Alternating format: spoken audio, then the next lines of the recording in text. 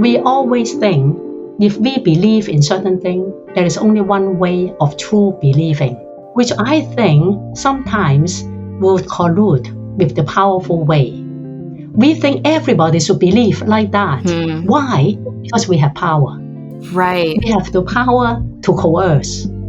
We have the power to discipline. Hi, I'm Brandon Nappi. Hi, I'm Hannah Black. And we're your hosts on The Leader's Way, an audio pilgrimage from Berkeley Divinity School, the Episcopal Seminary at Yale University. On this journey, we reflect on what matters most in life as we talk about all things spirituality, innovation, leadership, and transformation.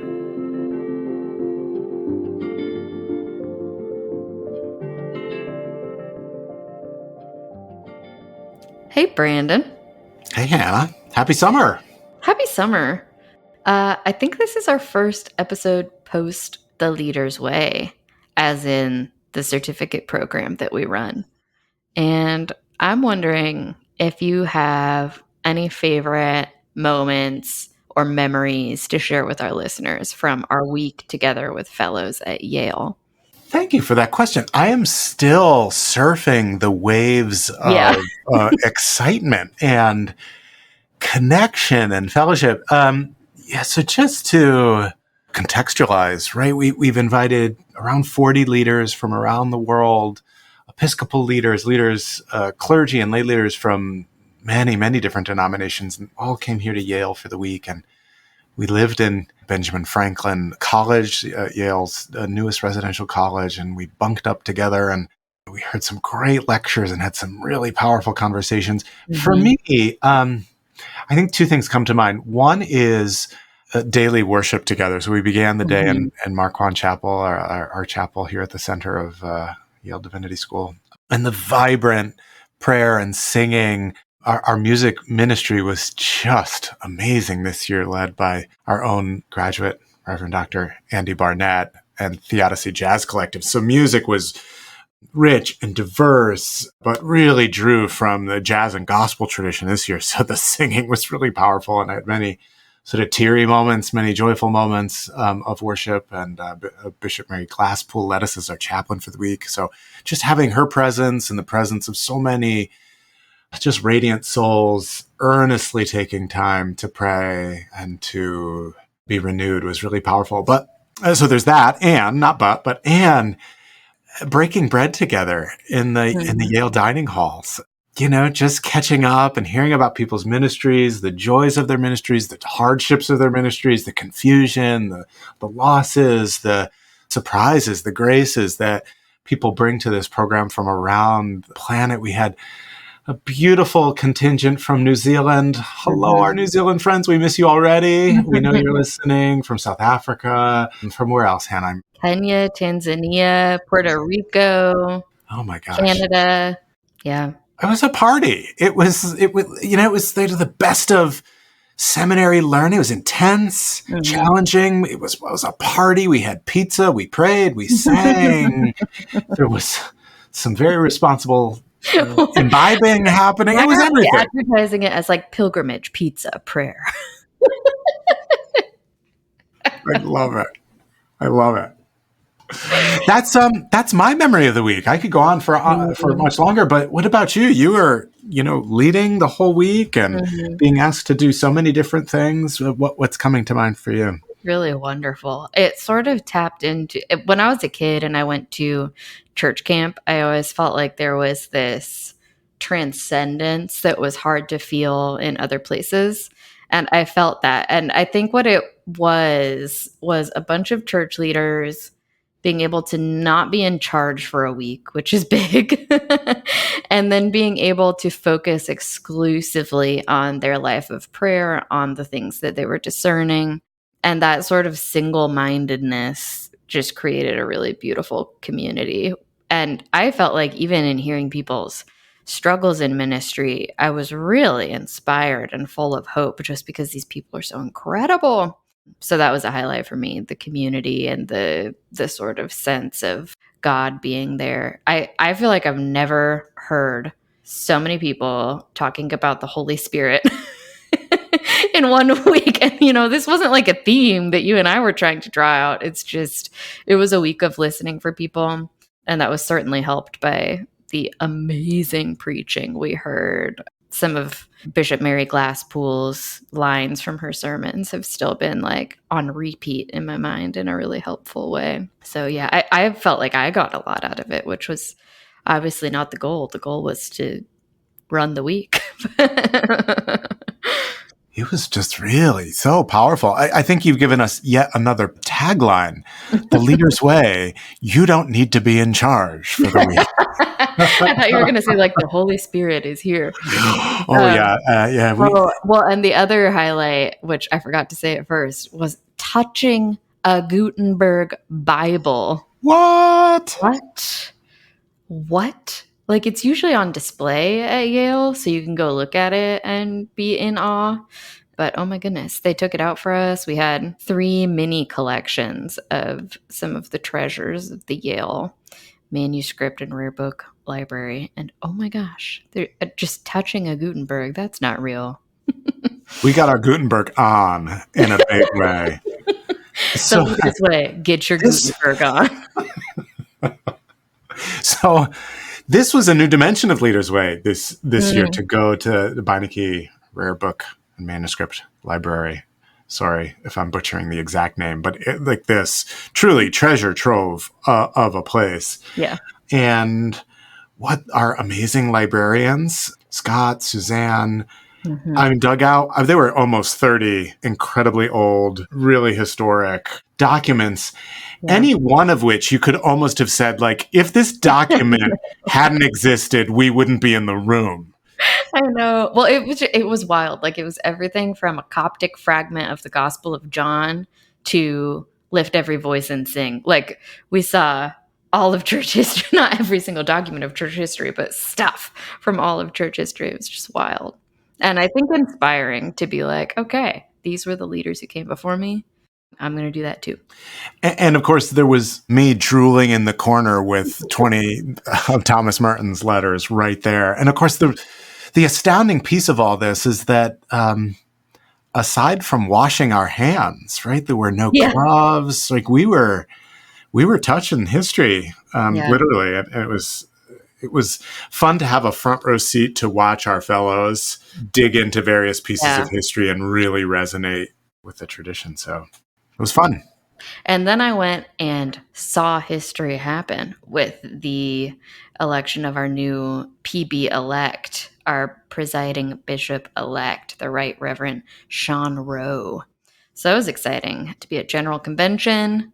But yeah, a fair number of us actually went straight from the Leader's Way to General Convention, especially the international fellows. And it was a new experience for me. It was very cool. I was a little distracted by the amazing swag in the exhibit hall. So the experience ran the gamut from swag to a Berkeley Divinity School hymn sing to the election of a new presiding bishop.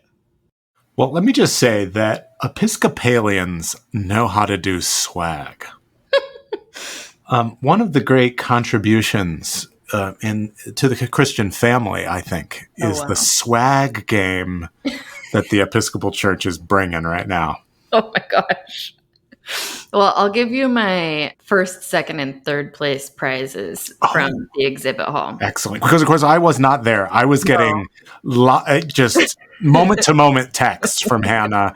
I was in my living room. I was cleaning up after my cats. But the real, yes, I was very connected. Saying, are you alive? Okay, this isn't everybody's first place. This is Hannah Black's first, second, and third place prizes. And I'm excluding Berkeley's swag because I make the Berkeley swag. It just wouldn't be fair. You are recusing yourself. Yeah. Mm-hmm. Something that's not very popular these days in the Supreme Court, for example. Oh, sorry. I went there. Okay, first place goes to the National Cathedral for a portable, collapsible dog bowl that you can take hiking. I know. I was like, did you make this specifically for me? Be honest. Wow.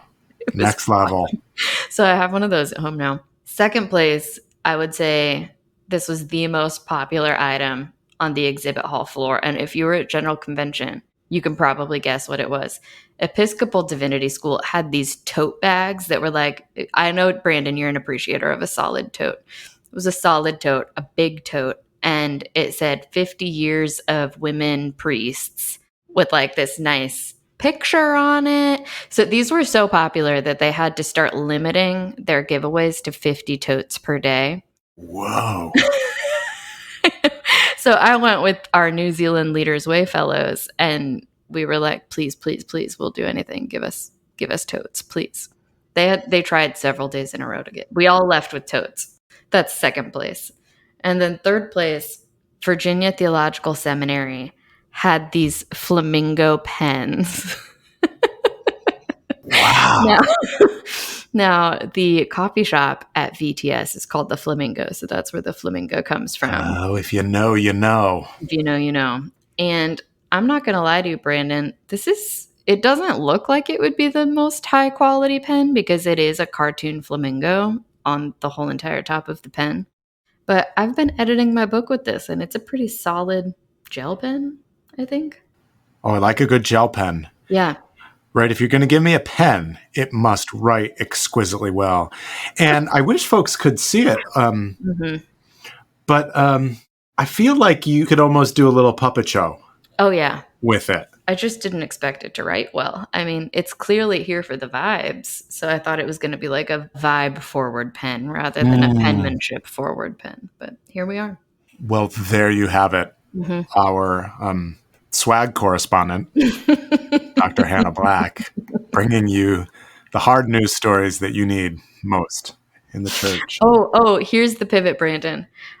Also at the EDS table, Kwok Pui Lan did a book signing of her new book. Well, this was a fantastic conversation. I'm really thankful that we were able to have it with a theologian whose learning is just so wide and deep. You know, sometimes in podcasts, there could be a risk of just inviting folks who just sort of reaffirm your own worldview. And I think what I really appreciated about this conversation is I was stretched in ways by Kwok Pui Lan that I didn't expect. Yeah. There were moments where I thought, am I agreeing? Am I disagreeing? Am I somewhere in between? Wow, I think I carry a certain amount of kind of American center of the world imperialism into my theology. And I assume that the way kind of North American white Episcopalians think about God and the world is the way the whole world should be thinking about God and the world. And this, it's the should. It's the should. Yeah. And what happens when, you know, something that you consider a fundamental human right is something that someone else, really thoughtful, brilliant believer from another part of the world actually doesn't think is a fundamental human right. Gosh, this gets really, really complicated and hard. And I'm thankful to be led into those spaces where our American kind of colonial mindset can be challenged, destabilized, and you can kind of confront it in your own self.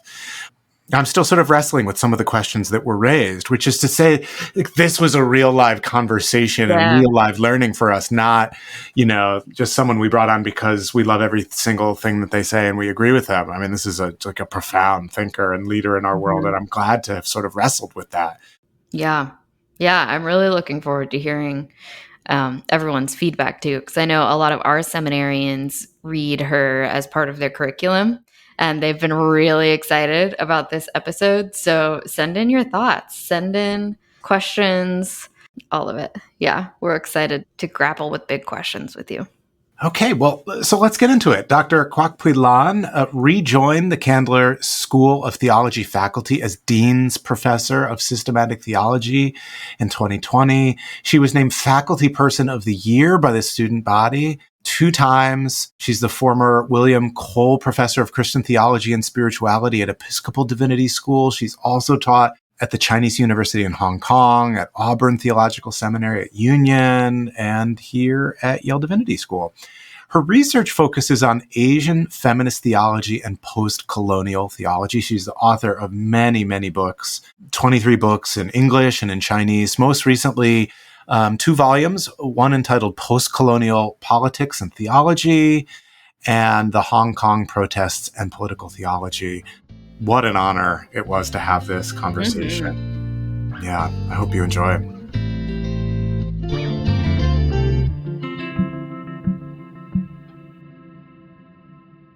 Welcome, Professor, to the Leader's Way podcast. We're so excited that you're here, and I've had a lot of fun, if fun is the right word, looking over your new book, The Anglican Tradition from a Postcolonial Perspective, and I'm really excited to talk about it with you today. So I'm wondering if, to start us off, you can tell our listeners who might be less familiar, what do you mean when you talk about a postcolonial perspective? What does that entail? A postcolonial perspective means to look back at our tradition, the Anglican tradition, from the point of view of the Global South, and especially from those who have experienced colonialism of different kinds. Some of us, like myself, who was born in Hong Kong, experienced external colonialism, whereas some of the indigenous people, for example, the Maoris in New Zealand, and the Native Americans in the United States, they experienced settler colonialism. So my book is trying to raise our own issues and our perspectives and looking at Anglican history and tradition. I know in your work, storytelling is really critically important and even a kind of text to examine in your theological investigation. And I wonder if you could honor us and bless us by telling your own story as a woman, as a theologian. How did you get curious and interested in a post-colonial theology? We'd love to hear your story. Thank you very much. So I was born after the Second World War in the former British colony of Hong Kong. My parents were farmers from southern part of China. So they practiced what we will call folk religion. Both of them were not Christians. I became an Anglican because when I was a teenager, a neighbor of ours brought my elder sister and me to the Holy Trinity Church. So my neighbor happened to be one of the descendants of an early Chinese clergy in Hong Kong. And so it was a pure historical accident that I became Anglicans. And as you can imagine, when I was doing post-colonial criticism and interpretation of the Bible, I almost have to defend why I belong to the Church of England or the Anglican Church, that I am not a Methodist, I am not a Presbyterian, but I am a member of the Anglican Church. And that is why, close to the time of 1997, when the British returned the former colony, Hong Kong, to China, I began to think more seriously about this transition, both in my personal life and in my professional journey. I began reading about post-colonial theory, criticism, and tried to borrow insights from this body of knowledge to scrutinize and look back at the Anglican tradition. There's a version of understanding the history of the Anglican Communion that sort of starts with King Henry VIII and includes a lot of white men in power and not a lot of other voices. What do we miss when we tell the story of the Anglican Communion in that way? I think it is important to recognize, although our history, that is, as in Anglican Church, can be traced back to the Church of England, but the roots would be much earlier, because obviously the Anglican tradition dated back to the earlier time of early Christianity. Not only that, my book argues we cannot understand the Anglican tradition without knowing its collusion, support, or contestation of the British Empire. Because we know that the British Empire was the biggest empire on earth, with so many people having been colonized one way or the other, or influenced by British politics and expansion for such a long period of time. Therefore, to look at the Anglican tradition not from the so-called metropolitan center, that is the Church of England, but to look at the global expression of being Anglican would be something that many people are interested in.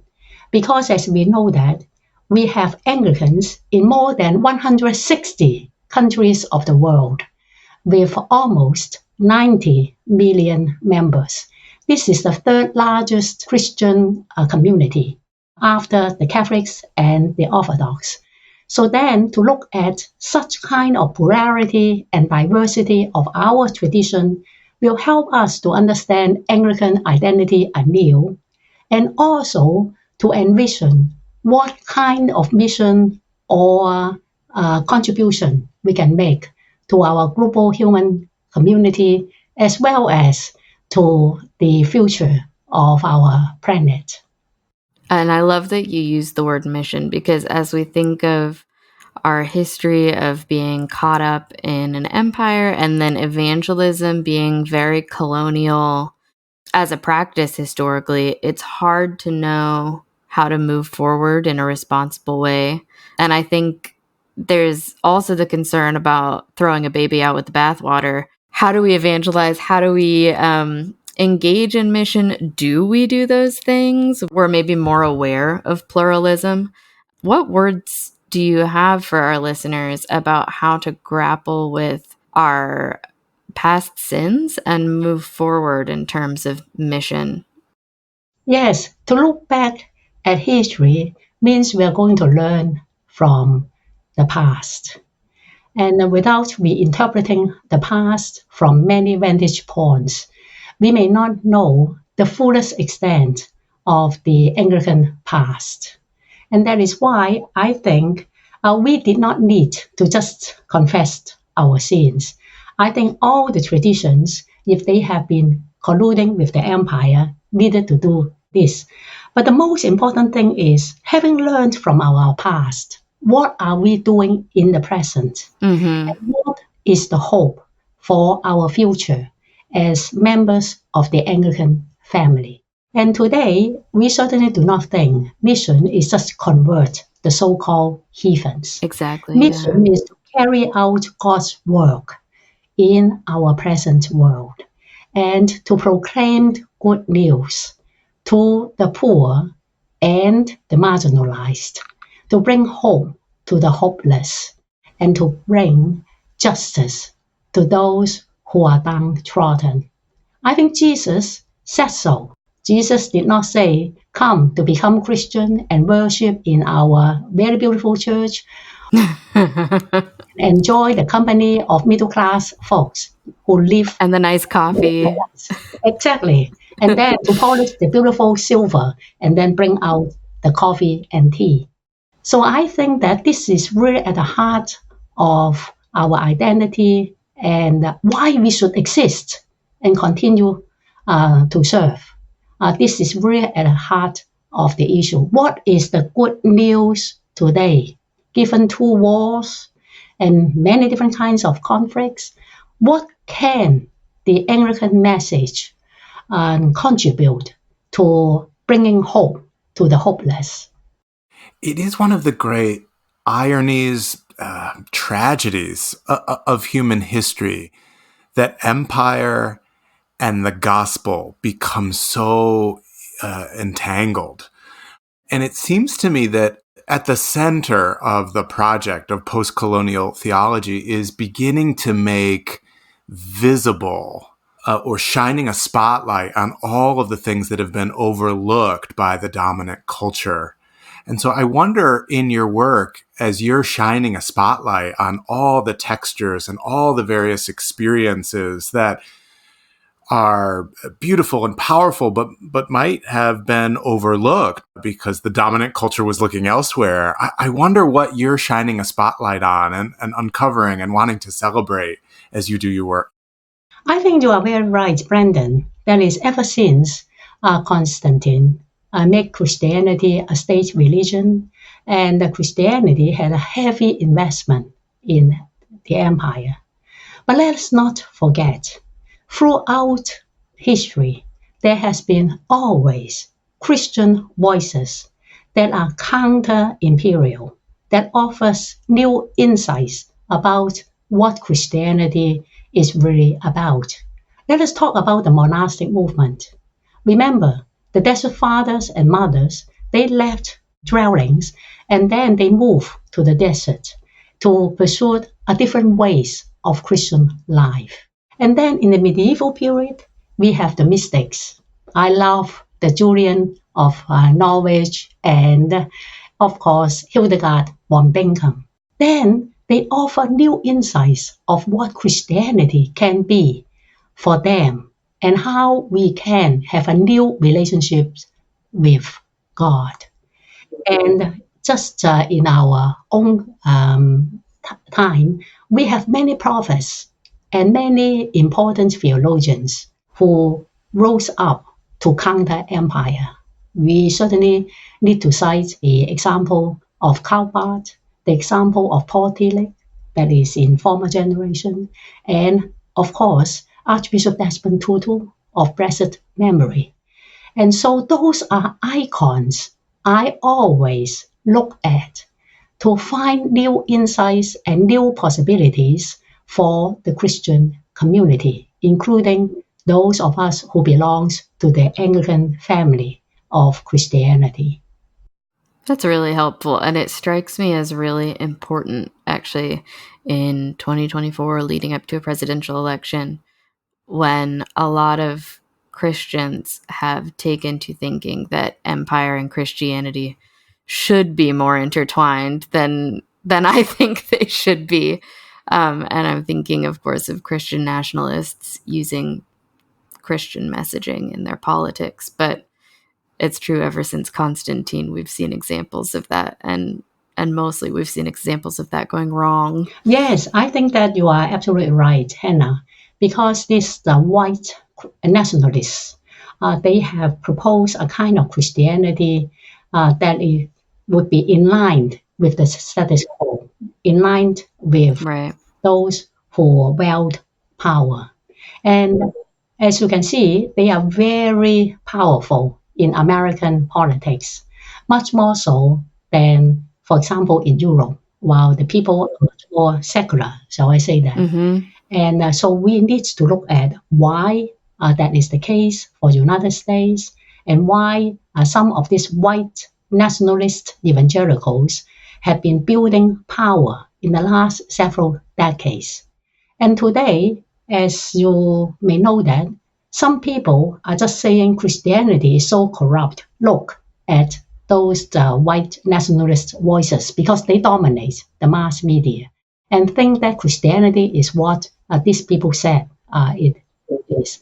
And that is why to lift up alternative voices, prophetic voices that challenge that kind of white nationalism will be very important in 2024 and in the near future. Yes, and amen. I wonder if we could turn our gaze to the ecological crisis, because I know that's been a big part of your work and your writing, and so much of this collusion between the church and empire over the centuries has resulted in an ecological devastation. And I know that you've talked about your view of God as an organic view of God. And I wonder if you could share a little bit about what that means and how you're thinking about the changing relationship between the gospel, the earth, and all of creation. Yes, colonialism is not just domination of peoples. It is, of course, the extraction of resources from the colonies to the metropolitan center.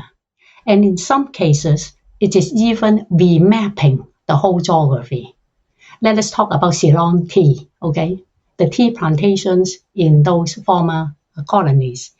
Today, this kind of extraction continues, although may not be in the old form of colonialism, but in this new form that is called neo-colonialism or the neoliberal economy. As we look at the world today, wow, climate crisis, We live in the United States, have not experienced that kind of summer, several years in a row now.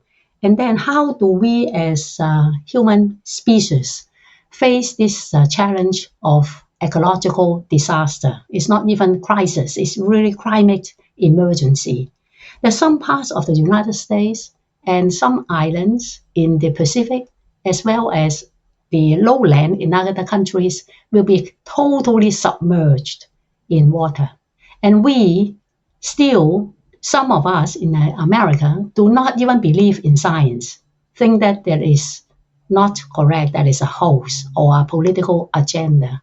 So unless we have a collective metanoia, that is conversion, of our consciousness and our behavior, we possibly will not save ourselves from this climate disaster.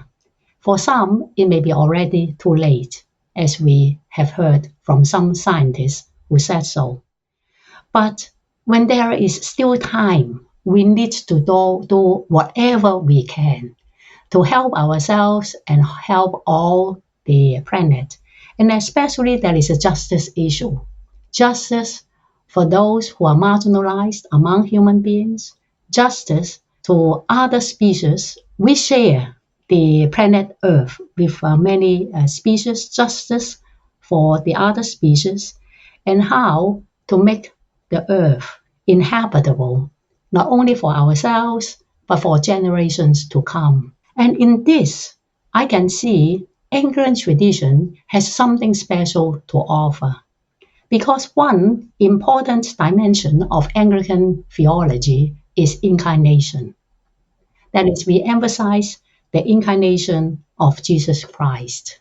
Through this emphasis, we talk about embodiment in a very important way, that we are not just souls or disembodied spirits. We occupy a certain space. We actually are embodied human beings and relate to each other in these physical embodied ways. And that is why I think if we look at our tradition of theology, we'll have something to offer. Not only that, we need to hear what theologians and church leaders from the Global South are saying, how they are organizing. We need to heed the call of many of our church leaders, for example, in the Pacific, and in those places deeply affected by the ecological disaster. We belong to a communion. That means we need to learn from each other and express solidarity with each other. Professor, you hit on something that's so near and dear to my heart. And I'm wondering if you could say a word or two about this metanoia that you described, this conversion, this change of mind, this transformation. One of the things as I get older and older, in my third decade of studying theology formally, I've become so touched by Augustine's observation that the human heart doesn't change easily. And I know my heart doesn't change easily, and I sort of resist change in almost every aspect of my life. And so if what is needed right now is a transformation and a change, help us understand how human beings can in fact change. What is it that we need to do to begin to make this shift? And maybe this is an unfair question because I'm asking you a question so fundamental about our human nature, but that won't stop me from asking it. Why are we so slow to change, and what is it that we can be doing to begin to soften these hard hearts of ours? I'm glad you asked, Brandon, because in addition to teaching theology, I teach spirituality for almost 3 decades. I said if theology is the reflection of Christian faith, spirituality is the practice of it.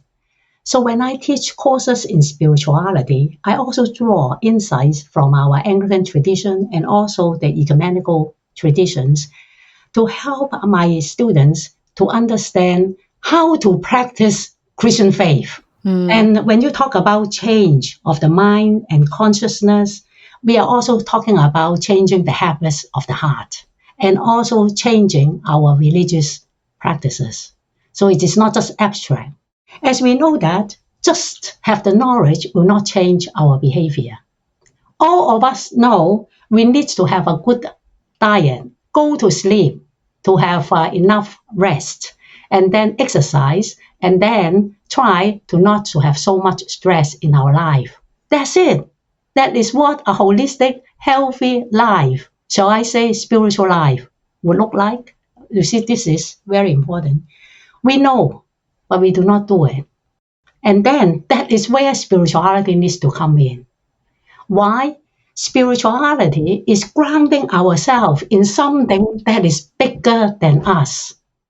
I like fast food, eat McDonald's, but when eating too much McDonald's, then I will get sick because not enough fiber, not enough nutrition. And then if the whole population will just go to have fast food, collectively we become sick. So I think the most important thing is we need to ground ourselves in something that is bigger. Why do we need to change? It's not just changing for ourselves. The narrative is not sufficient.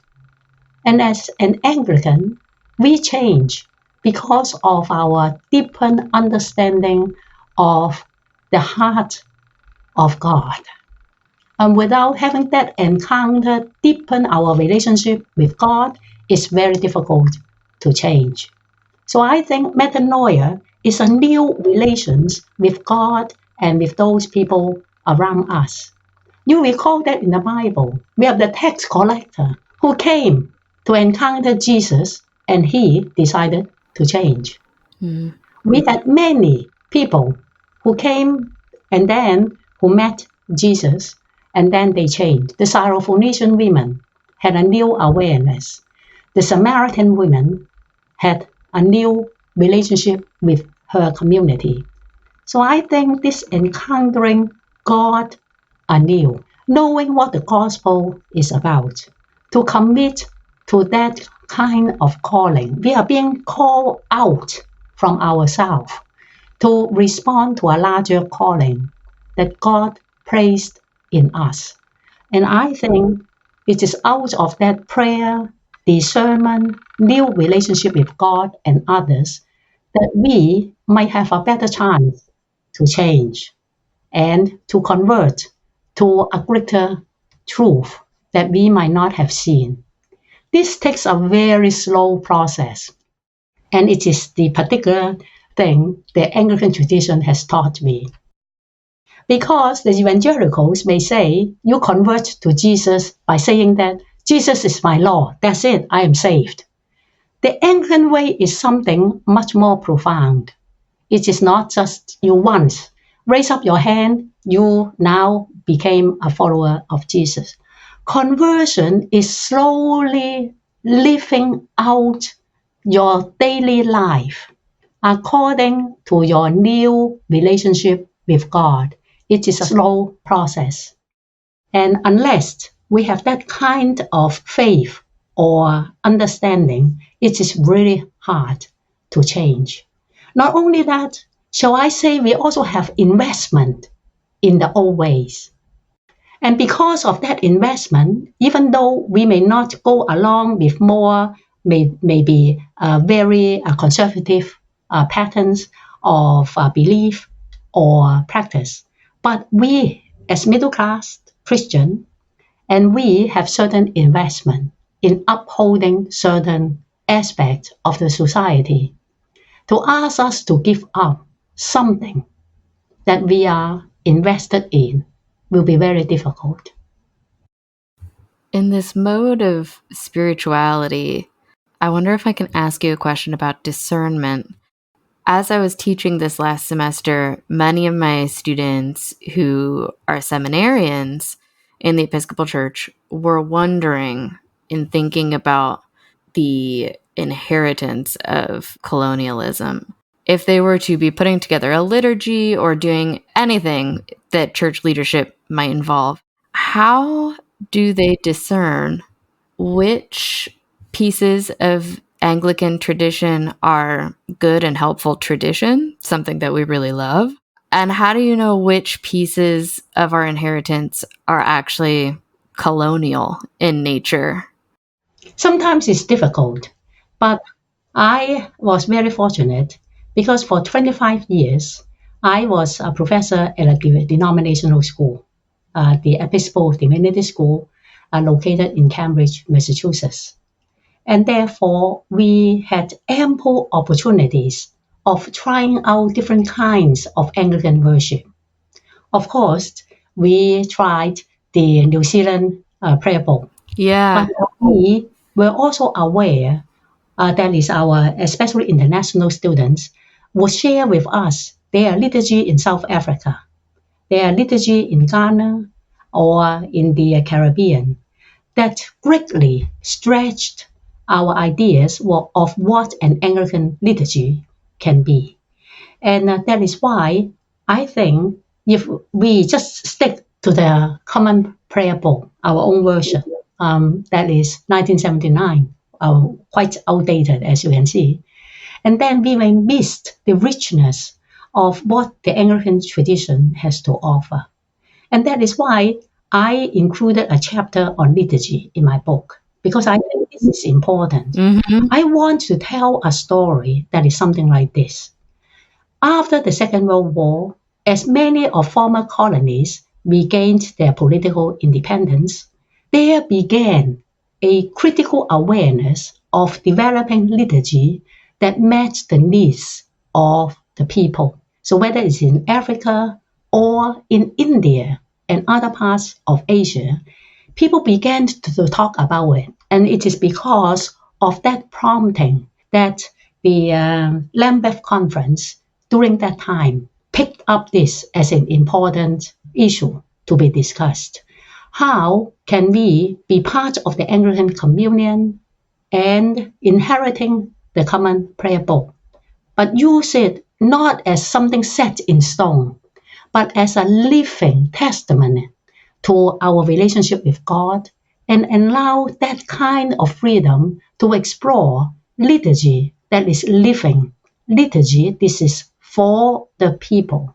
And therefore, I introduced the Brazilian prayer book, the prayer book from the Maori Church in Aotearoa, New Zealand, so that we can see, in our fellowship, there are really people thinking about it seriously.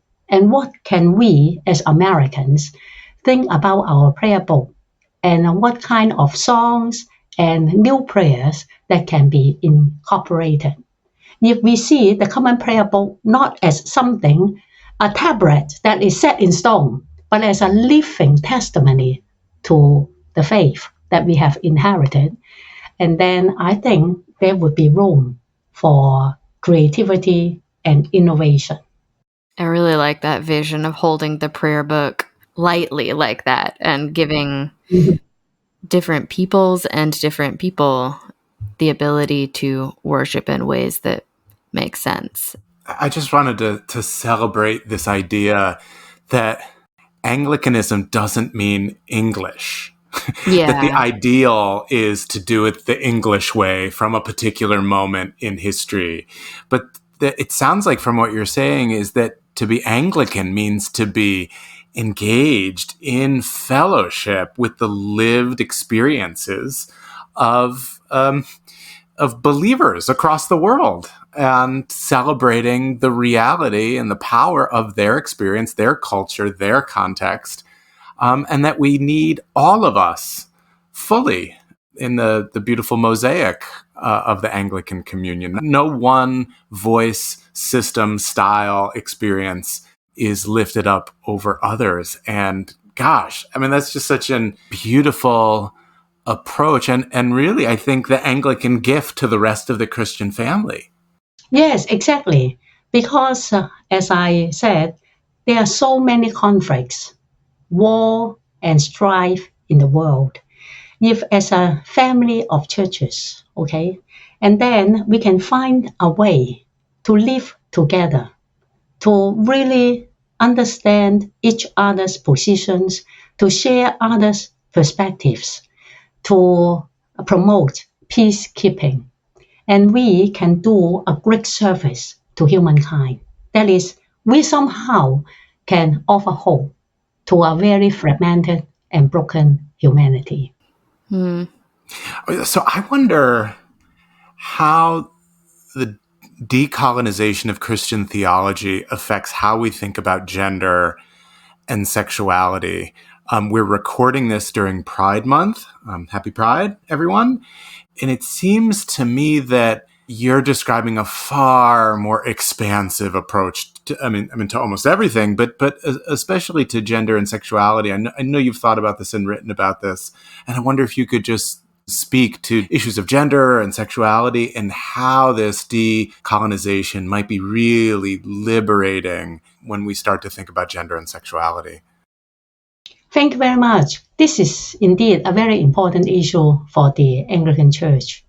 I think it is important to recognize gender and sexuality are embedded in larger political and social matrix. It is not just about who goes to bed with whom. It is how we understand basic relationship and hierarchy of a society.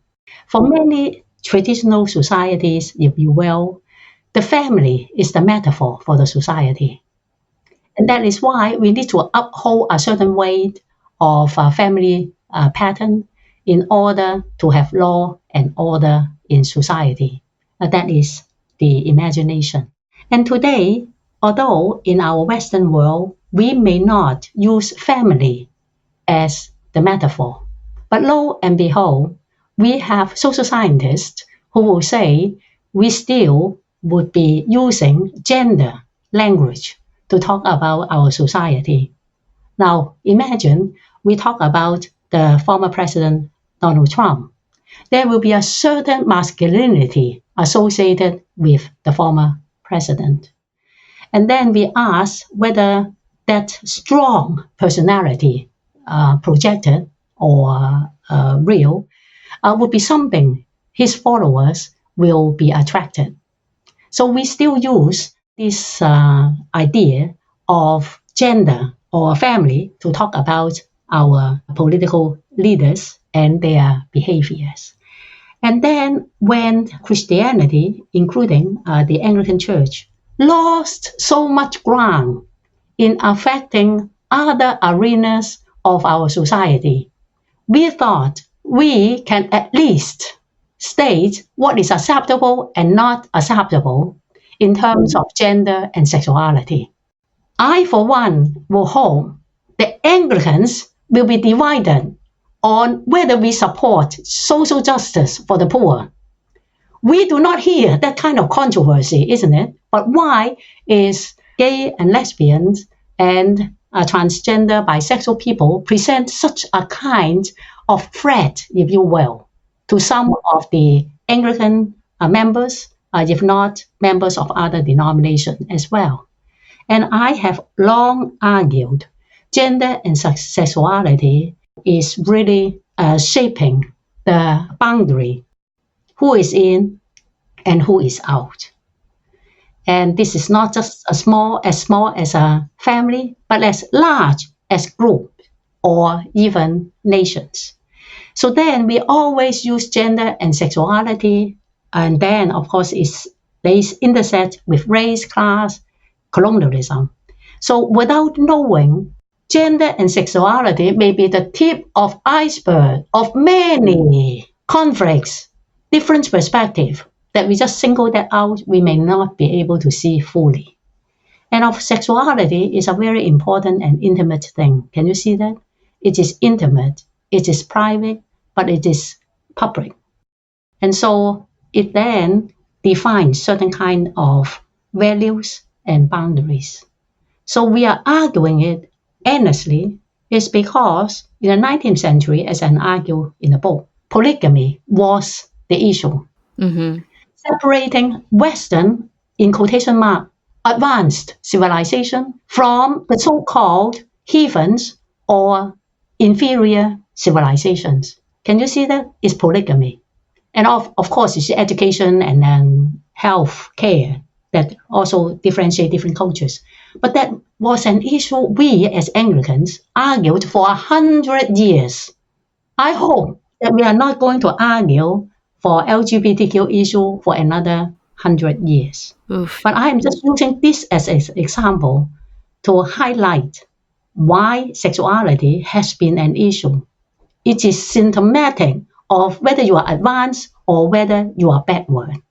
Today, unfortunately, even in some sectors in American society, we'll be thinking about people of darker skins in Africa or Asia who are not for LGBT people, that they are backward.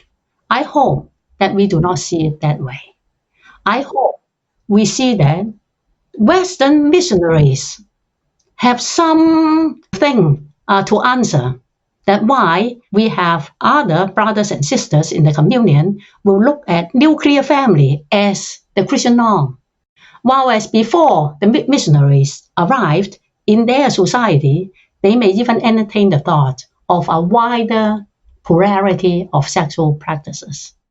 So today, I think I look at gender and sexuality and help my students to understand we cannot assume a patronizing attitude that we in America who are liberal are right. Other people are incorrect. But we need to look at this from a very painful colonial history of our own tradition to help each other to unbind past wounds. And without that, it is very difficult to then enter into a dialogue of mutual respect and solidarity. So it is very complicated, isn't it? Very complicated.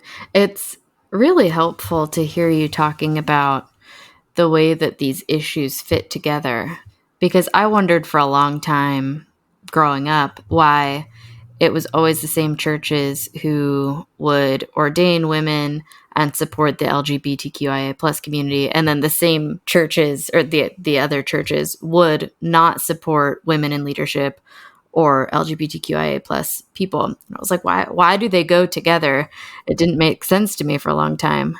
But it's helpful to think of these things as paradigmatic culturally. And when we start to poke holes in these ideas that we use as metaphors for our whole societies, I think it feels to the powers to be like everything will crumble.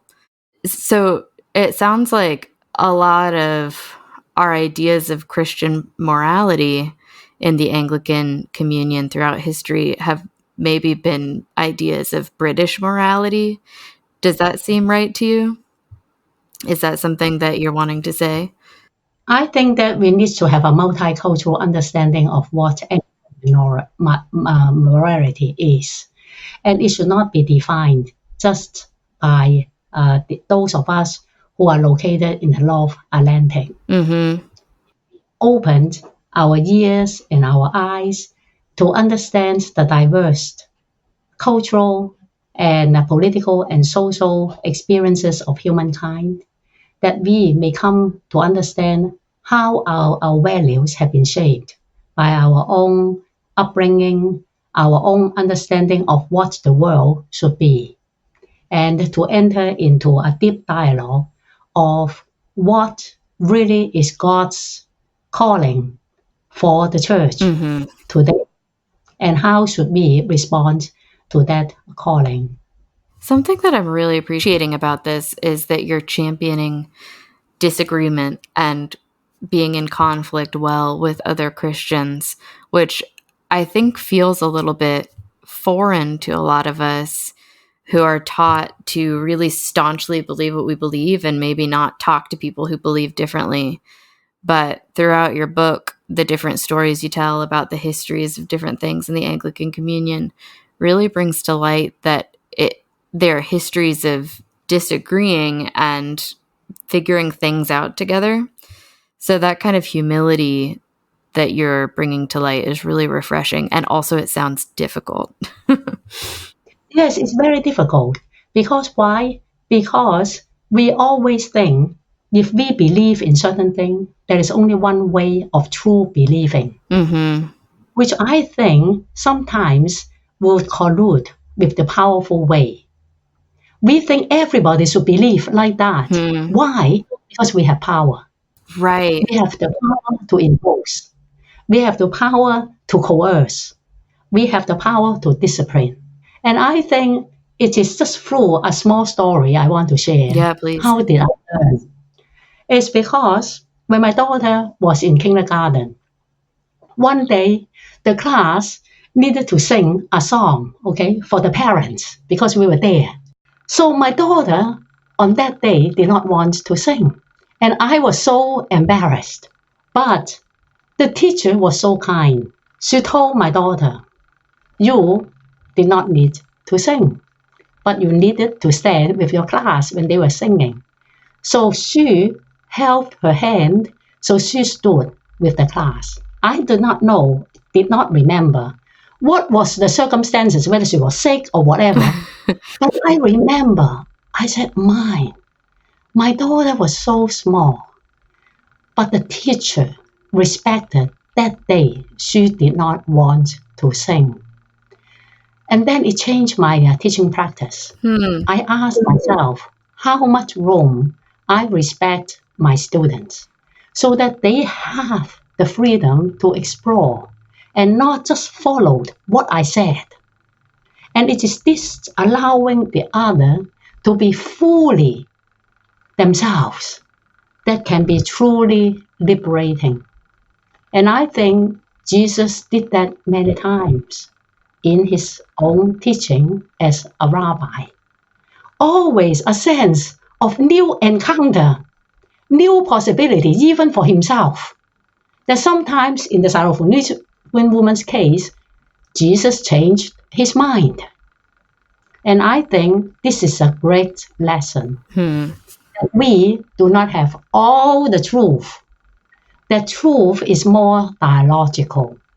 Truth, as Brandon said earlier, is really a mosaic. That God's gospel is so big.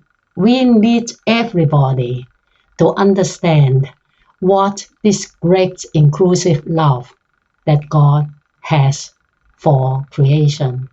If we allow ourselves to be humble, we will be deeply enriched by the others we encountered in our pilgrimage on earth. Thank you so much, Professor. This has been wonderful, really enlightening, and I can't wait to share it with our listeners. Very kind of you, and thank you very much for interviewing me. Well, we're so thankful.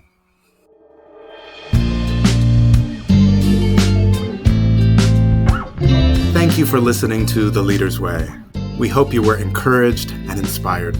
To learn more about this episode, visit our website at berkeleydivinity.yale.edu/podcast. Rate and review us and follow the podcast to make sure you never miss an episode. Follow Berkeley at Yale on Instagram for quotes from the podcast and more. Until next time. The Lord be with you.